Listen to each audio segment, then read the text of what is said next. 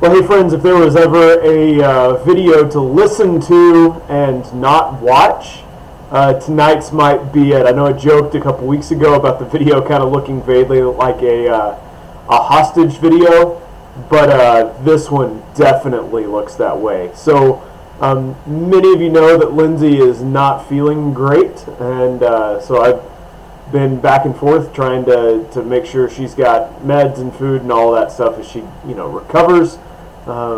And what that means is that I am recording this video at my house, and by at my house I mean in my garage, because just for a lot of reasons that aren't terribly important. But man, this is the Wednesday night video version of being on war footing. Just a very old webcam and a background that is best described as shed chic. I don't know. But the content of the background of the video is certainly not the priority here. And the content, which is the priority, is going to continue to be what it has been for the last several weeks, which I think has been a really good way to do this, where I'm going to encourage you to pause the video and read through the passage after I do some intro work, and then spend a few minutes talking about it. This is, I think, a good way to kind of format this for the time being. And I'm always happy to find ways to encourage you to actually sit down and read the text, because there are going to be things that stand out to you that don't stand out to me. But when I read it out loud, what you get is my emphasis, stuff that I notice. And so by taking the time to sit down and read it yourself, hopefully we're getting some of that from you as well. Tonight we're in Matthew chapter 26. We're just going to look at like the first half of it. I haven't actually quite decided where I'm going to stop yet, which may be a weird thing to say on the front end, but I know I'm not covering all of 26. There are two people really that I want to spend some time with, and Judas being the second one of those kind of has an odd end point that we can't get all the way to in a timely manner this evening. So right now, what I want you to do is go ahead and open up to Matthew chapter 26. And I know when we did this video last week, I covered the first 5 verses of chapter 26 kind of as a pivot point from 25 to 26. And I want you to read those again, and I'm going to make a couple of notes on them, but really the meat of what we're looking at tonight starts in verse 6, and I guess if I'm having you read it, I need to decide where we're going to end talking about it. So let's do 6 through 30. 6 through 30, which gets us through the Last Supper, and then we'll go from there. So go ahead and pause the video, read Matthew chapter 26, 1 through 30, paying extra attention to 6 through 30. And then when you're done reading, unpause and we will continue. So here we go. You've unpaused and it's time for us to continue. The thing that I want to start with at the tail end of the first few verses, the ones that we looked at last week, is that the high priest, the chief priests, the elders, the community leaders there in Jerusalem, and therefore also for Judea, have made their decision.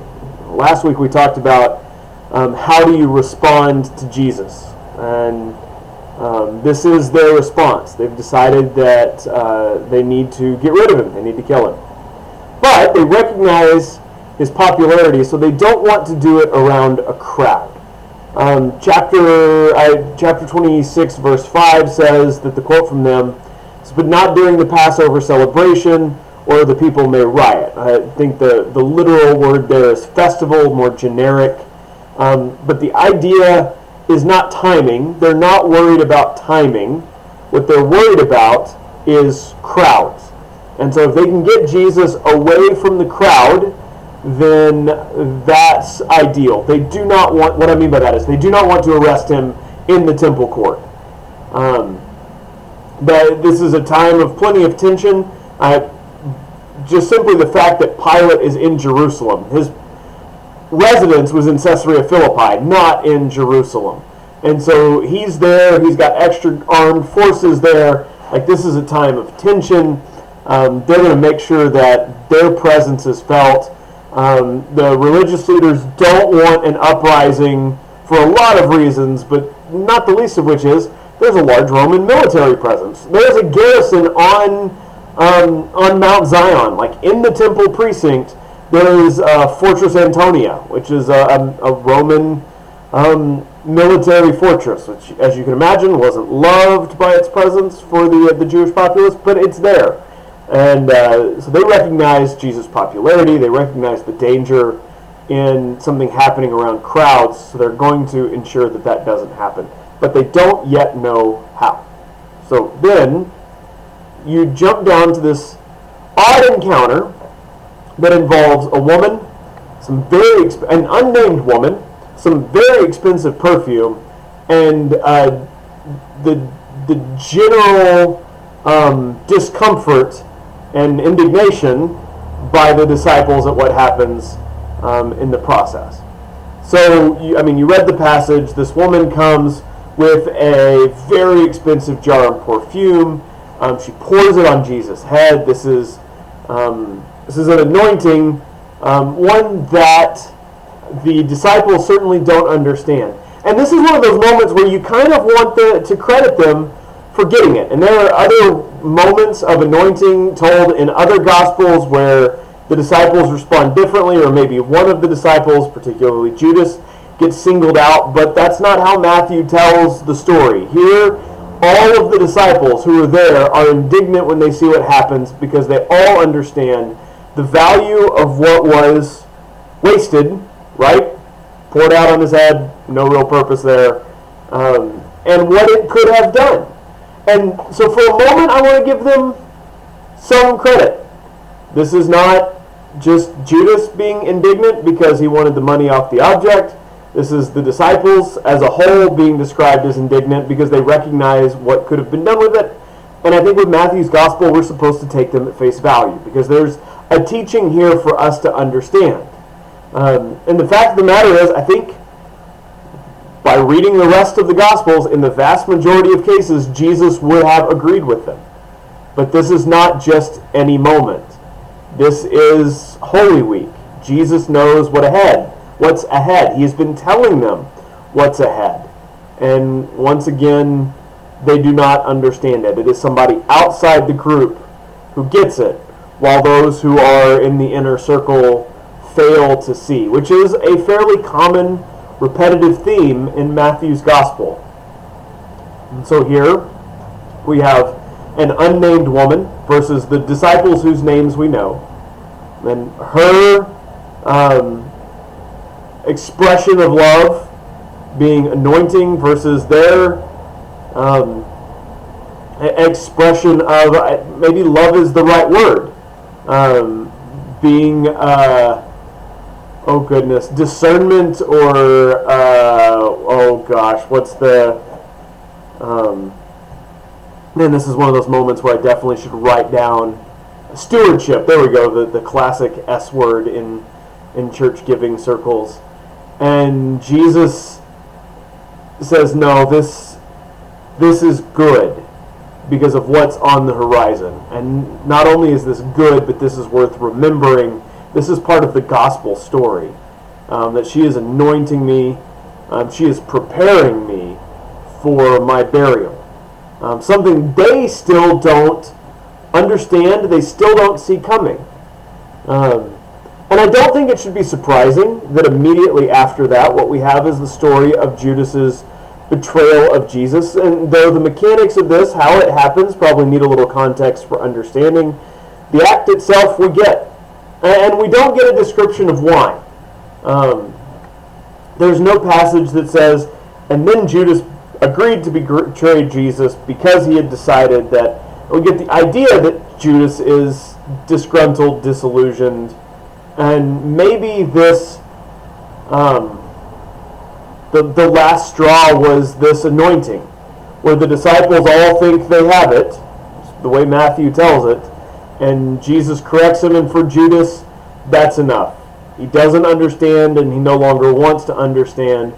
And this seems odd, if Jesus has been in conflict and conversation with various religious leaders, that someone would need to betray him, because don't they already know what he looks like? And those are questions that have been asked along the way. But the identification of Jesus was not the most important aspect of this. Though, by the time the soldiers show up to do the arresting, they probably don't recognize who Jesus is. And it's not like you could put up a wanted poster with a perfect photograph of who you were looking for. The fact of the matter is, we've already seen from the religious leaders that they're trying to avoid a crowd. And so when Judas comes to betray Jesus, what they have is a way to avoid the crowd. Judas knows the plans. He's a part of the group. He knows their patterns and habits. He knows the ins and outs, and he knows likely when Jesus is going to be at the festival and when Jesus may be in a more secluded, private, hidden venue. And Judas makes this decision and is now looking for the opportunity. Now, Matthew has them giving Judas money, and so now he's got incentive to bring this about quickly. And this all happens during this last week.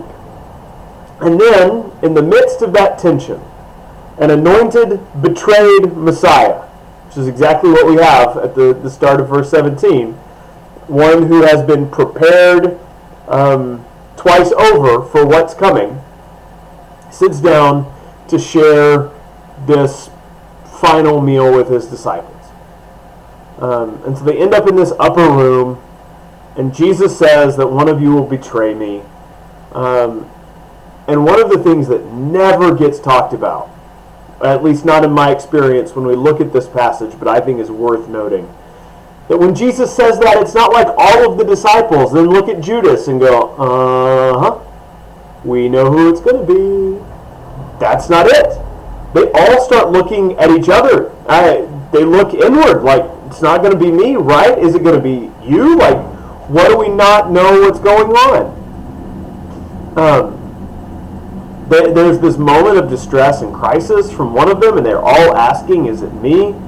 And Jesus then says, it's somebody in this room, one of you who has eaten from this bowl with me, who has shared this meal, who is close, one of you, not some generic person out there, one of you, general, one of my followers somewhere. And it falls on Judas. The other disciples don't see it.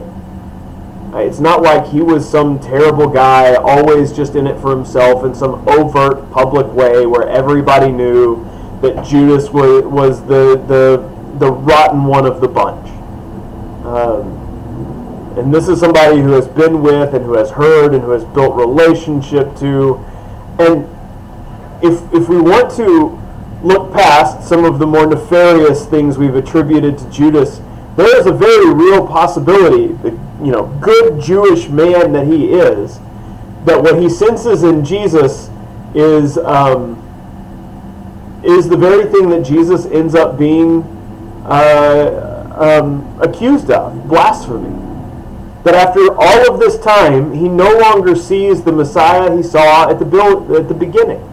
It doesn't line up with what he believes the Messiah is going to be, and so Jesus moves from rabbi and teacher to danger.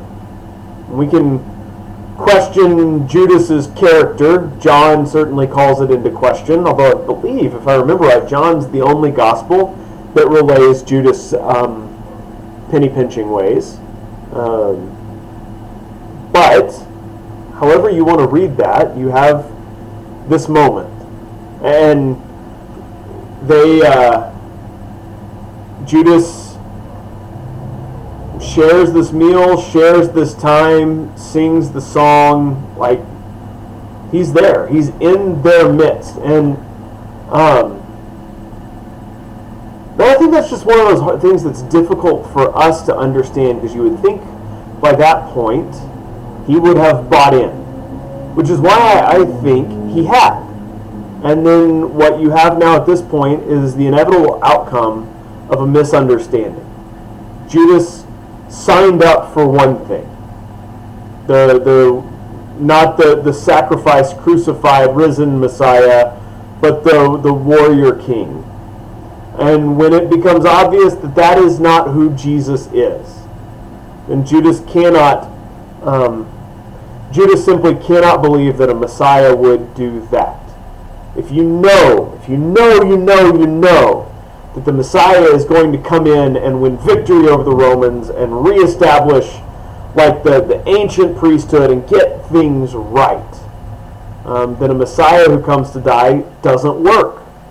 And for whatever reason, Judas decides that Jesus doesn't work. And so he's done. Of course, we know regret comes, and we will deal with that in the future.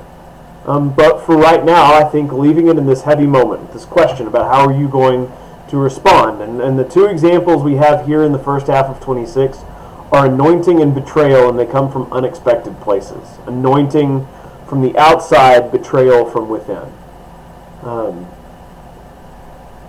Yeah, I think that's a good place to end. It's quite warm in the garage. I mean, it is closing in on 90 degrees outside, so maybe not surprising that an uninsulated, unair-conditioned garage would get a little toasty. And with that, I'm going to go ahead and call it on this video. We will pick up next week with a betrayal in a garden that you've probably not spent a lot of time talking about, but there's some interesting details about. Anyway, we'll talk about that when we get there. Glad you were with us. Catch you next week.